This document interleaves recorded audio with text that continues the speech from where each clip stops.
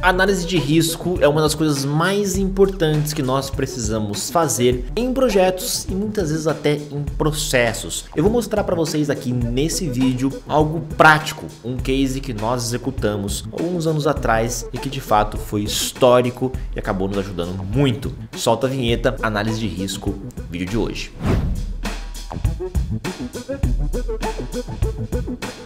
Fala pessoal, tudo bem? Meu nome é Carlos Sander, eu sou Master Black Belt. Esse é o canal da Kai. A gente fala um pouquinho sobre projetos, liderança, gestão e o tema de hoje é sobre gestão de risco. Como que eu posso fazer uma gestão de risco na prática? Ou quais são os principais pontos que eu preciso observar para não falhar? Antes de mais nada, se você estiver assistindo esse vídeo pelo YouTube, clica aí embaixo, se inscreva, curta, compartilha, porque isso ajuda muito, pessoal, a gente produzir esse tipo de conteúdo, tá? Então, só se inscrever e ativar as notificações, leva um segundinho só. Análise de risco, pessoal, o que é, tá? Quando eu estou executando um projeto, um processo, eu tenho potenciais riscos que podem culminar até em falhas do meu projeto ou até ameaças ao meu projeto, de uma certa maneira vai afetar a entrega final, o resultado. E eu preciso analisar isso de alguma forma. Tem alguns tópicos que não podem faltar. Separei aqui até alguns bullet points para a gente não esquecer de abordar corretamente, mas o primeiro, tá? Identificar os potenciais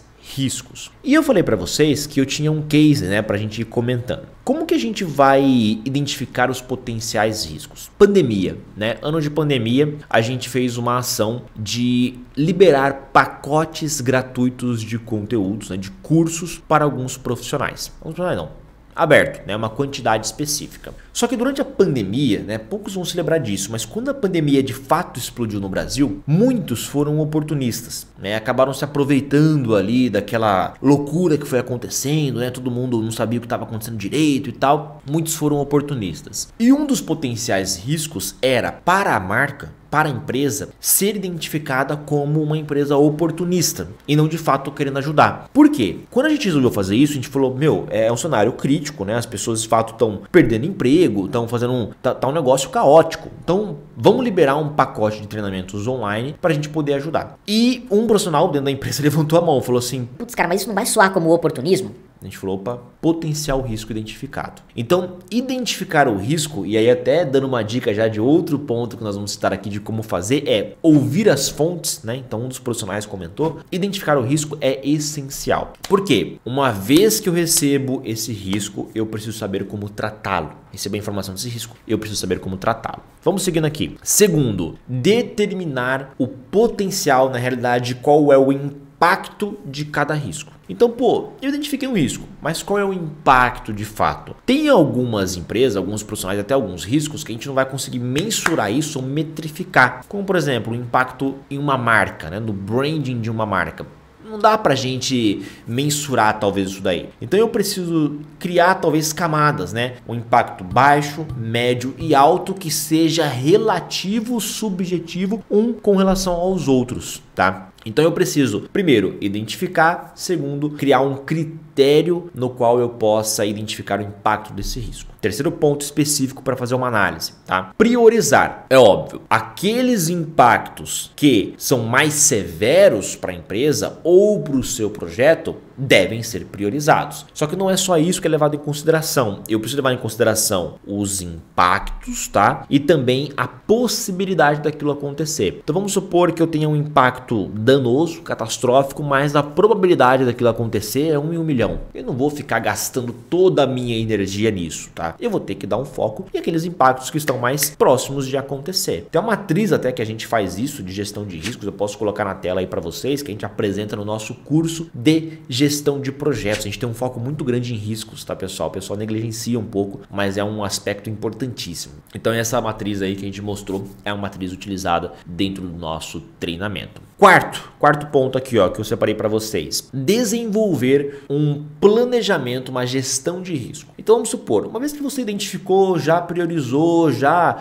tem em mente o que pode acontecer, como pode acontecer, o que você vai fazer a respeito? Tem risco que eu tenho que atacar, tem risco que eu tenho que eliminar, tem risco que eu tenho que me precaver, tem risco que eu tenho que ter alternativas. Então você vai criar um management plan, que a gente chama, né? Um planejamento de gestão de risco. Para cada um desses riscos riscos priorizados, você vai ter uma ação específica. Algumas ações, mais esquisito que isso possa parecer, algumas ações são só de monitoramento. Mas se chegar num cenário crítico, o que você faz? Isso precisa estar documentado, pessoal, inclusive com os responsáveis por cada uma dessas ações, tá? Outro ponto, monitorar e revisar. Então, tem alguma forma de você conseguir acompanhar esses riscos? Você precisa monitorá-los, tá?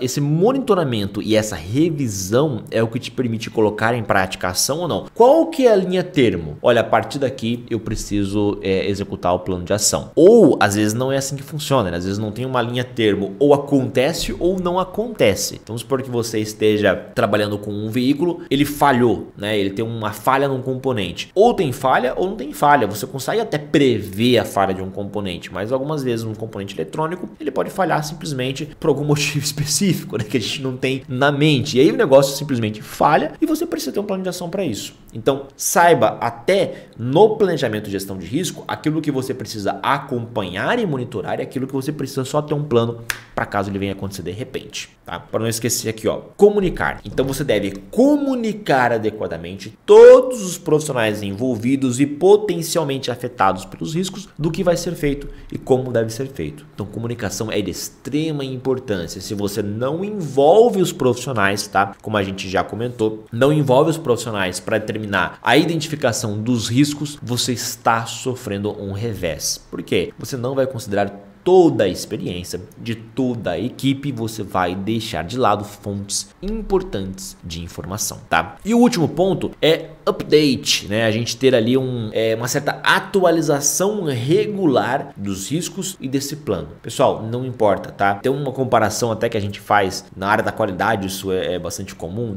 o cara tá seguindo o processo, tudo bonitinho. Pessoal, isso é igual banho, né? Você pode tomar banho 20 anos, todos os dias. Se você parar por 2, 3 dias, você vai feder. Então não adianta, eu posso seguir e acompanhar os meus riscos todos os dias, eu vou ter que fazer isso por toda a eternidade, se for necessário. Então, atualizações, monitoramento, isso é importantíssimo. E quando eu falo de updates, tá? Atualizações, serve no planejamento, tá? Na verdade, no acompanhamento, na atualização do planejamento de risco, na atualização dos riscos que vão acontecer, porque os cenários externos mudam também, e também na comunicação. Qualquer dúvida, estaremos à disposição. Comentem aí embaixo se vocês fazem de fato um bom planejamento de risco e quais são as experiências que você tem com esse tema. Vejo vocês no próximo encontro. Até lá!